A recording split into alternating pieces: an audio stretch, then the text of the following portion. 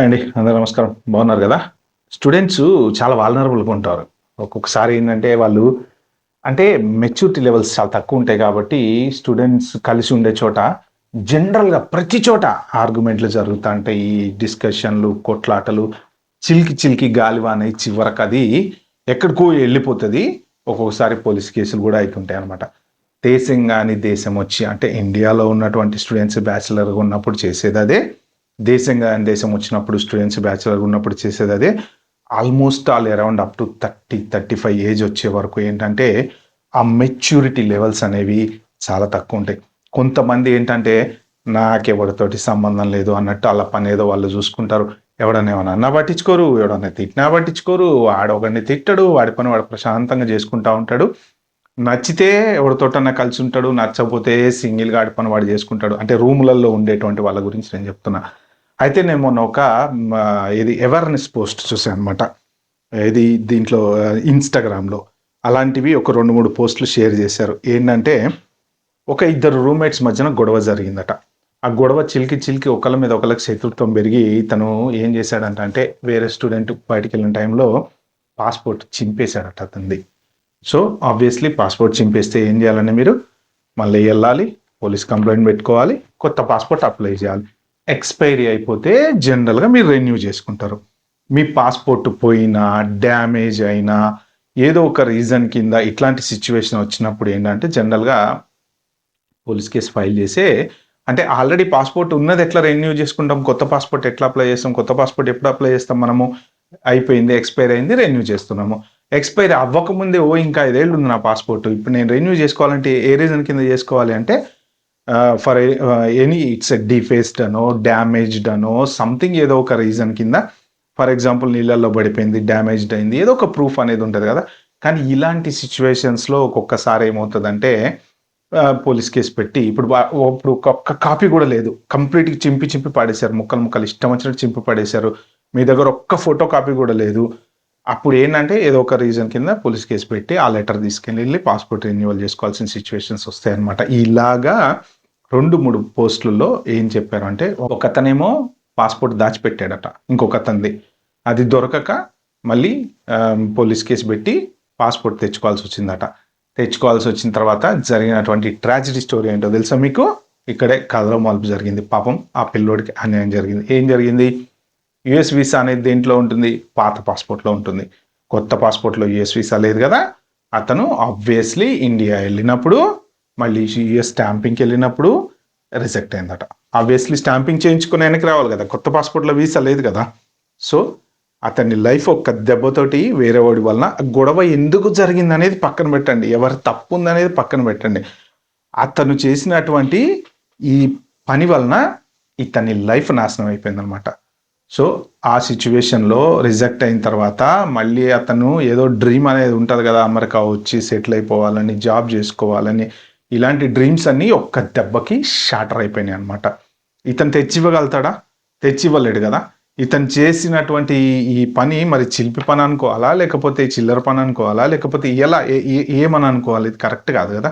అంటే it's not a professional ethics when you are studying in such country like United States of America, being a master student, hiding someone else passport, అది very bad attitude అనమాట.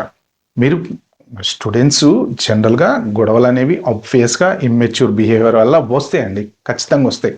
కొంతమంది selfish ఉంటారు, కొంతమంది money greedy ఉంటారు. చాలా గొడవలు ఎక్కడ వస్తాయంటే డబ్బుల దగ్గర వస్తాయి.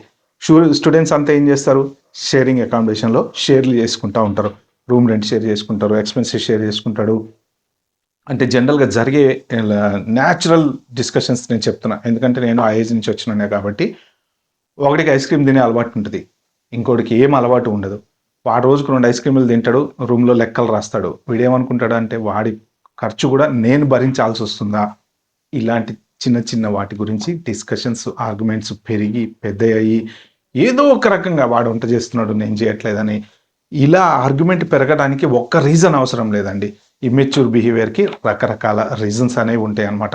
ఆ ఏజ్ ఎప్పుడైతే 30 క్రాస్ అవుతుందో కొంత మెచ్యూరిటీ లెవెల్స్ వచ్చి అడ్జస్ట్ అవ్వటం అనేది స్టార్ట్ అవుతుంది అనమాట. అప్పటి వరకు ఏంటంటే ప్రతి చిన్నదానికి కూడా కోపం పెరుగుతూ ఉంటుంది కొంతమంది యాటిట్యూడే డిఫరెంట్గా ఉంటుంది, అరగెంట్ యాటిట్యూడ్ ఉంటుంది. కొంతమంది టూ సాఫ్ట్ ఉంటారు. ఆ సాఫ్ట్గా ఉండేవాడిని వీళ్ళిద్దరు ముగ్గురు కలిసి ఆడుకుంటూ ఉంటారు అనమాట. చూశాను ఇలా రూమ్మేట్స్కి మధ్యన డిస్కషన్స్, ఆర్గ్యుమెంట్స్ జరగటము, కొంతమంది కంప్యూటర్లు దాచిపెట్టడం, కంప్యూటర్లలో హార్డ్ డిస్క్లు తీసి దాచిపెట్టడం. ఇప్పుడు వాడికి ఏదైనా మంచి జాబ్ వచ్చింది అనుకోండి, ఫర్ ఎగ్జాంపుల్ ఆ జాబు వాడు రేపు పొద్దున ఏ ఇంటర్వ్యూకి అటెండ్ అవ్వాలని ప్రిపేర్ అవుదామని ఇంటికి వచ్చేటప్పటికి అక్కడ కంప్యూటర్ పనిచేయదు. ఏంద్రా అంటే అందులో హార్డ్ డిస్క్ ఉండదు. ఎందుకంటే వీడికి జలసి, వాడికి ఇంటర్వ్యూ వచ్చింది, వాడు ఎక్కడ జాబ్ వచ్చి వెళ్ళిపోతాడేమో.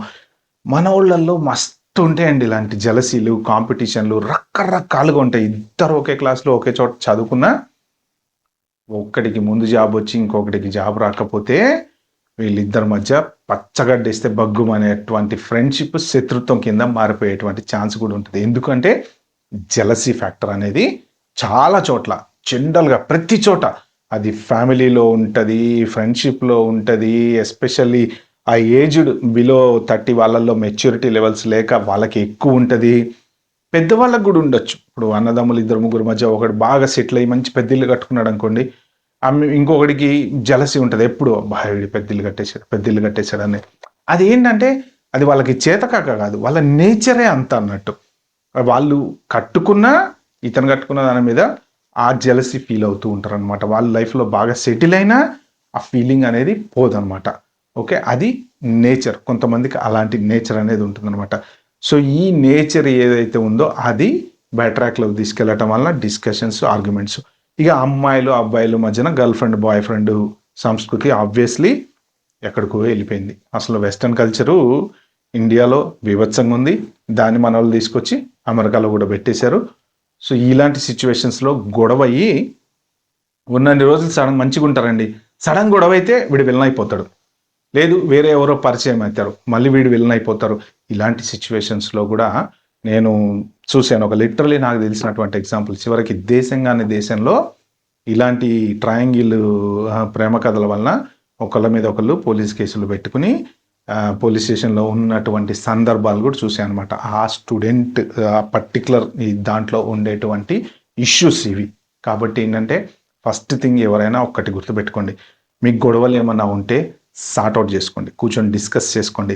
లేదు నాకు వీడితోటి పడట్లేదు అంటే మాట్లాడడం మానేసేయండి. కానీ ఒకటి లైఫ్ నాశనం చేయకండి. పాస్పోర్ట్ మీరు దాచిపెట్టినా, పాస్పోర్ట్ చింపినా, దాంట్లో వీసా లేకపోవటం వలన వాడు నెక్స్ట్ టైము ఏ ఫ్యామిలీ ఎమర్జెన్సీయో, ఫాదర్కి హెల్త్ బాగుండదు వెళ్తాడు, మదర్కి హెల్త్ బాగుండదు వెళ్తాడు, లేదు చెల్లెలు పెళ్లి కుదిరిద్ది వెళ్తాడు. వాడు వెనక్కి రావాలంటే పొరపాటున ఫర్ ఎనీ రీజన్ వాడు ఏదో పార్ట్ టైం జాబ్ చేసి ఉండొచ్చండి, డబ్బులు లేక ఇబ్బంది పడుతూ ఉండుంటాడు, పార్ట్ టైం జాబ్ చేసి ఉంటాడు. దానివల్ల వాడు మళ్ళీ వెనక్కి వెళ్ళి రావాలంటే పోర్ట్ ఆఫ్ ఎంట్రీలో లేకపోతే వీసా దగ్గర ఎక్కడో ఇబ్బంది అయితే పడతాడు కదా. స్టాంపింగ్కి వెళ్ళిన చోట మళ్ళీ అన్నీ ప్రూవ్ చేసుకోవాలి కదా వాడు. అంత అవసరం వాడికి ఎందుకు చెప్పండి. సో పాస్పోర్ట్ తోటి దయచేసి ఎవ్వరు కూడా గేమ్స్ ఆడకండి. ఒక్కడి జీవితంతో అస్సలు ఆడుకోకండి. ఇది ఈ పర్టికులర్ వీడియోలో నేను చెప్దాం అనుకుంది. ఫ్రెండ్స్, మీకు ఎవరికైనా ఇలాంటి సంఘటనలు కనుక తెలిసి ఉంటే, ఇలాగ మీరు ఎవరైనా కనుక చూసి ఉంటే కింద కామెంట్లో మెన్షన్ చేయండి. అలాగే ఏమైనా రియల్ స్టోరీస్ ఉంటే మాత్రం షేర్ చేయండి, నేను వీడియో చేస్తాను. Okay, bye bye, have a good day, wait for your next video.